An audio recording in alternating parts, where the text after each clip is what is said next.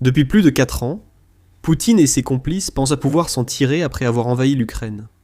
Même si l'invasion ne fait pas s'effondrer l'Ukraine, ces créatures du Kremlin peuvent échapper aux poursuites. Mais tout vient de changer.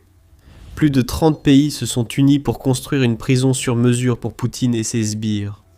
La justice arrive. Les bases sont posées, tandis que de nombreux pays s'apprêtent à traduire Poutine et ses alliés devant un tribunal sur le modèle de La Haye. La nouvelle est tombée le 15 mai. Un tribunal spécial chargé de juger le crime d'agression contre l'Ukraine a été créé. Ce tribunal signifie essentiellement qu'une cour spécialement créée est prête et attend de condamner Poutine et autant de ses partisans que possible pour un crime qui échappe à la compétence de la Cour pénale internationale, ou CPI. Si Poutine pense que c'est mineur, il se trompe. Des dizaines de pays, la plupart en Europe, se sont unis pour s'assurer que ce tribunal représente une menace pour Poutine tant qu'il dirige la Russie. Au total, 36 pays ont signé pour montrer leur soutien au tribunal, et ils ont tous convenu qu'il serait basé dans une ville ayant une longue histoire juridique.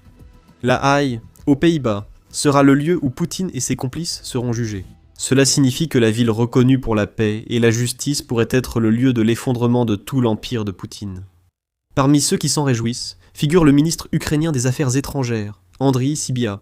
Présent à l'officialisation du nouveau tribunal, il a expliqué sur X pourquoi ce moment est crucial pour l'Ukraine.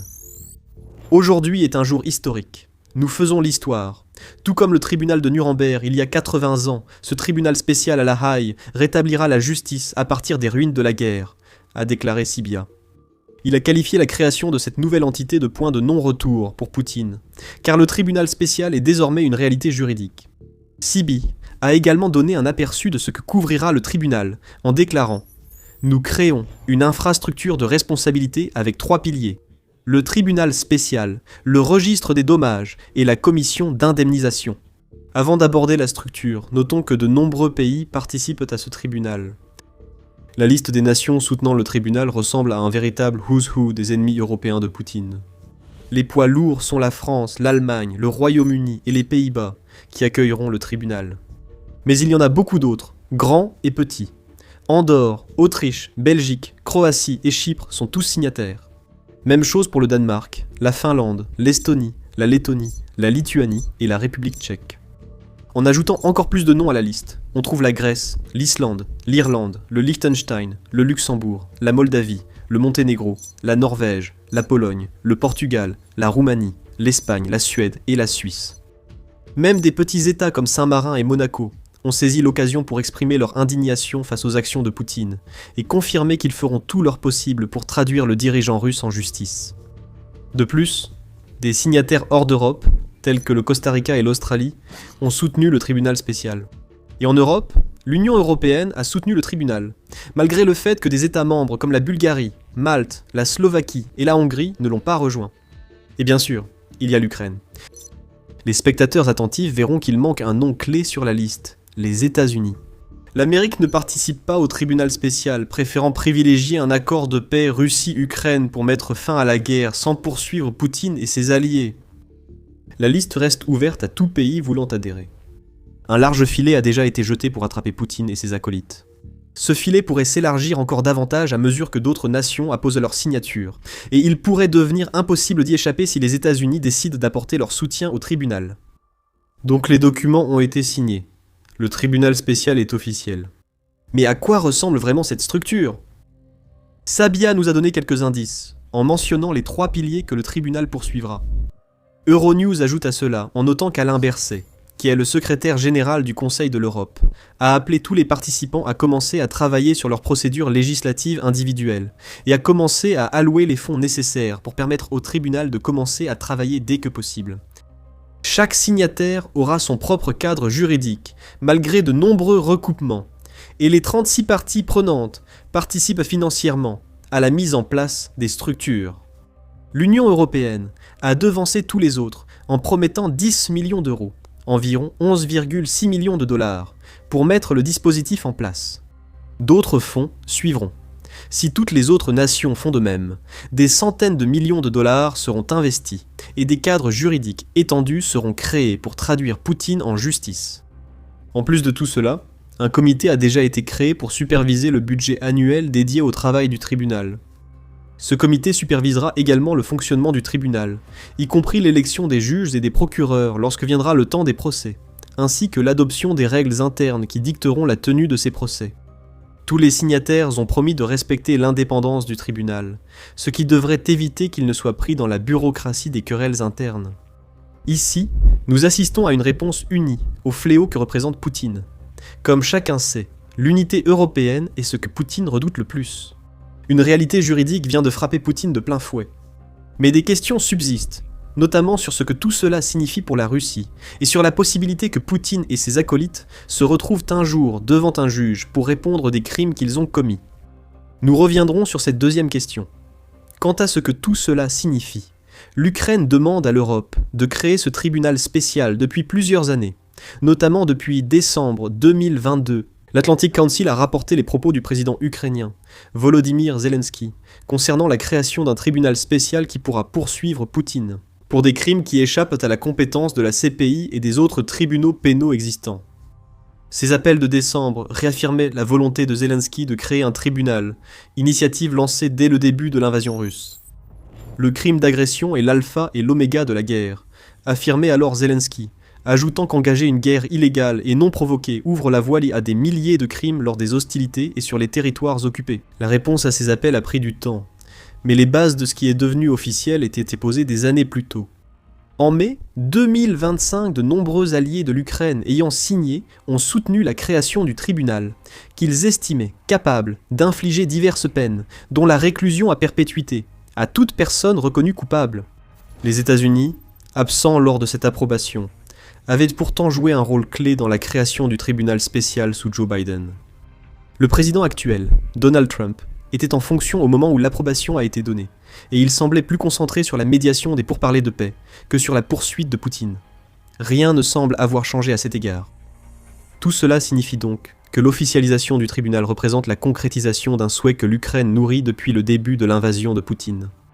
Il s'agit d'un mécanisme juridique qui n'existait pas auparavant, et il a été créé dans le seul but de punir Poutine et ses complices criminels de guerre. Mais ce que beaucoup ne réalisent peut-être pas, c'est que la raison même pour laquelle ce tribunal doit exister, c'est qu'il y a un crime très spécifique pour lequel Poutine ne peut pas être condamné par les tribunaux existants. Avant de dévoiler le crime, rappelons que vous regardez The Military Show. Beaucoup d'autres contenus similaires, abonnez-vous pour suivre la chaîne. En temps normal, la CPI traiterait les crimes que le nouveau tribunal spécial doit poursuivre. Et il y a un crime en particulier pour lequel l'Ukraine veut que Vladimir Poutine et autant de ses alliés que possible soient jugés. Le crime d'agression. Il est quasi impossible de nier la culpabilité de Vladimir Poutine et ses généraux pour ce crime. La coalition pour la CPI décrit ce crime particulier comme suit. L'acte d'agression signifie l'utilisation de la force armée par un État contre la souveraineté, l'intégrité territoriale ou l'indépendance politique d'un autre État, ou de toute autre manière incompatible avec la Charte des Nations Unies. Toute personne poursuivie pour ce crime particulier par la CPI doit être un dirigeant politique ou militaire, ce qui inclut Poutine, ses acolytes du Kremlin, ses généraux, et même certains dirigeants d'autres pays qui ont aidé la Russie dans son invasion de l'Ukraine. Pour condamner, la Cour doit prouver que l'accusé a participé à la planification, préparation, initiation ou exécution d'un acte d'agression d'un État contre un autre. Donc, Poutine est pris la main dans le sac. Il n'aurait littéralement aucune défense contre aucune de ces accusations. Mais il y a un problème, et ce problème est la raison pour laquelle le tribunal spécial a dû être créé à l'origine. Pour que la CPI puisse condamner un dirigeant pour crime d'agression, ce crime doit être attribué à un État partie qui est signataire du statut de Rome. La Russie n'est pas signataire. En fait, elle peut même utiliser son droit de veto en tant que membre du Conseil de sécurité des Nations Unies pour bloquer un renvoi du Conseil de sécurité, qui pourrait autrement permettre à la CPI de poursuivre Poutine et ses sbires pour crimes d'agression. Les architectes de l'invasion de l'Ukraine ne peuvent être jugés par la CPI pour ce que les juges de Nuremberg ont qualifié de crime international suprême en jugeant les nazis après la Seconde Guerre mondiale. Cela ne signifie pas que la CPI est inutile pour condamner Poutine pour ses crimes. Le dirigeant russe a commis de nombreux autres actes, souligne DW, et la CPI a émis des mandats contre Poutine et ses complices pour des crimes précis, dont la déportation illégale et le transfert d'enfants, ainsi que le ciblage délibéré de civils lors d'attaques russes. La CPI ne peut pas poursuivre Poutine pour le crime d'agression. Le nouveau tribunal spécial le peut. Il existe pour poursuivre les crimes que la CPI a jugés hors de sa compétence. Mais cela nous ramène à notre question précédente, à savoir si le tribunal spécial sera réellement efficace pour traduire Poutine et ses sbires en justice. Cette question n'est pas simple. DW relève que la plupart des signataires du nouveau tribunal appartiennent au Conseil de l'Europe. La Russie, auparavant membre de ce conseil, en a été expulsée après l'invasion de l'Ukraine par Poutine. Mais cela ne semble pas affecter la capacité du Conseil à participer à des procès contre Poutine. Un obstacle est donc levé. Le principal reste la façon dont le tribunal ciblerait Poutine.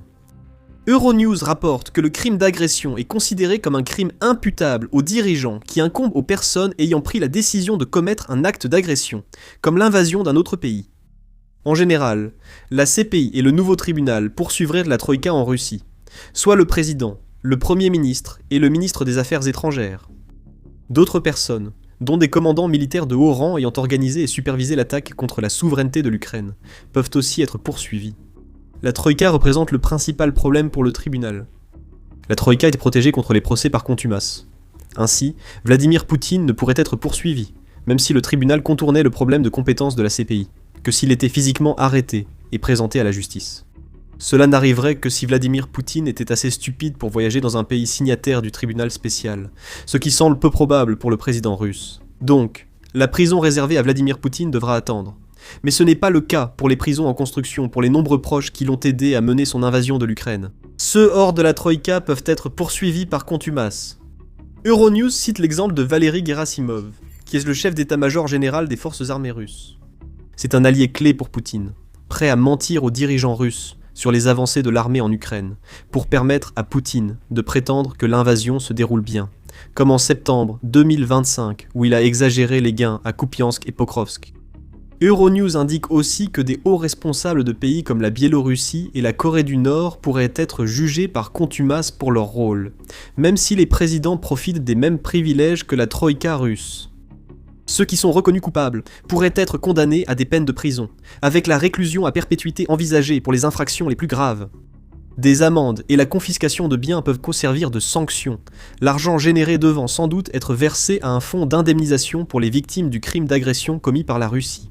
Cependant, même ces condamnations par contumace ne sont exécutées que si la personne concernée est assez imprudente pour se présenter au tribunal spécial. Et si ces personnes décident effectivement de comparaître en personne, elles peuvent faire appel de leur condamnation initiale devant les tribunaux. Si tout cela est vrai, la question évidente se pose. À quoi sert le tribunal spécial ? Il y a plusieurs points. Concernant les sanctions, même si Poutine et ses proches n'iront en prison que si le tribunal les arrête, les sanctions financières restent problématiques. Ils ne paieront pas d'amende, mais leurs biens peuvent être confisqués s'ils sont condamnés. Cela inclura probablement les avoirs détenus dans un pays signataire du tribunal, ce qui signifie que des fonds gelés d'individus hors Troïka pourraient être saisis et transférés à l'Ukraine.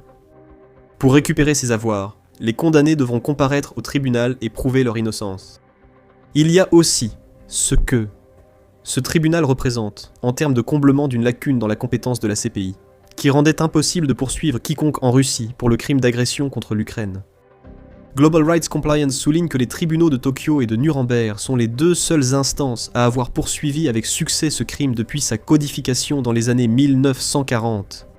D'autres instances ont été créées pour juger les crimes de guerre, mais sans compétence universelle sur le crime d'agression. La nouvelle juridiction spéciale n'en dispose pas non plus, mais elle comble les lacunes, rendant Vladimir Poutine et ses complices vulnérables à des sanctions pour leurs crimes. L'impact est considérable. Les déplacements de toutes les personnes visées par le nouveau tribunal ont été fortement limités. Un général ou un homme politique russe impliqué dans la guerre en Ukraine ne peut plus voyager en Allemagne ou en France. Ils ne peuvent plus dissimuler des avoirs dans aucun pays signataire du tribunal. Et si d'autres noms sont ajoutés à la liste, ce qui est possible puisque la liste est ouverte à de nouveaux signataires, les criminels de guerre russes finiront par être de plus en plus isolés sur leur propre territoire. Ajoutez tout cela au message que le tribunal adresse à Poutine. Ce n'est qu'en décembre que Poutine a tenté de tendre une branche d'olivier à l'Europe. Il a affirmé que la Russie ne ferait plus la guerre en Europe si l'Occident la respectait. Poutine a aussi qualifié d'absurde les accusations voulant qu'il attaque d'autres pays européens autres que l'Ukraine. C'était une tentative évidente de s'attirer les bonnes grâces. Poutine disait en substance « Cessez de soutenir l'Ukraine, et la Russie n'envahira pas vos pays. C'était encore une tentative de diviser l'Europe et de manipuler le récit selon sa vision. Les 36 signataires du tribunal spécial, dont la grande majorité sont des pays européens occidentalisés, constituent un rejet clair de ce que Poutine a tenté d'offrir. Lui et ses complices sont des criminels de guerre, selon l'Europe. Non seulement cela, mais ils sont coupables d'un crime équivalent à celui pour lequel les pires membres du régime nazi ont été jugés et condamnés. Si Vladimir Poutine s'est déjà demandé s'il avait un moyen de regagner les bonnes grâces de l'Europe et de l'Occident, la création de ce tribunal lui indique que ce n'est pas le cas. Enfin, le Kyiv Independent souligne un point intéressant sur ce tribunal. Ce n'est pas seulement la Russie, mais aussi une forme de reconnaissance pour l'Ukraine. L'existence même de ce tribunal montre que la majorité de l'Europe, ainsi que plusieurs autres pays hors du continent, soutiennent l'Ukraine en condamnant Poutine et ses alliés pour leurs actes. Le tribunal spécial peut donner une voix aux sans-voix, et s'il atteint ses objectifs, accorder des compensations à ceux touchés par le pire que Poutine a infligé à l'Ukraine. Ces tribunaux ne servent pas seulement à arrêter les criminels. Le Kyiv Independent cite l'exemple de l'organisation Legal Action Worldwide, ou LAO, qui a représenté les survivants de la communauté Rohingya au Myanmar, privés de leur citoyenneté en 1982 et soumis à une violence immense.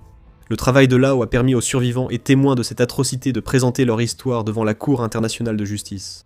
Une audience, sur le fond, a eu lieu devant cette cour en janvier 2026, et les témoignages directs pourraient servir de modèle pour que plus de voix soient entendues lors de procédures pénales liées à d'autres atrocités, comme l'invasion de l'Ukraine.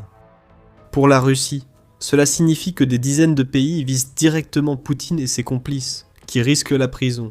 Seul le temps dira si le nouveau tribunal spécial sera efficace pour les remplir. Un autre nom qui pourrait figurer sur la liste des personnes susceptibles d'être poursuivies est celui du dictateur de la Biélorussie, Alexandre Loukachenko. Et Loukachenko est sur le point de rendre cette affaire facile pour le tribunal.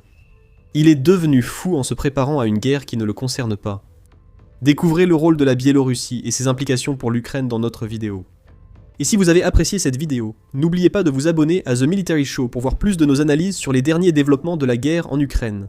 Et merci, comme toujours, de nous avoir regardés.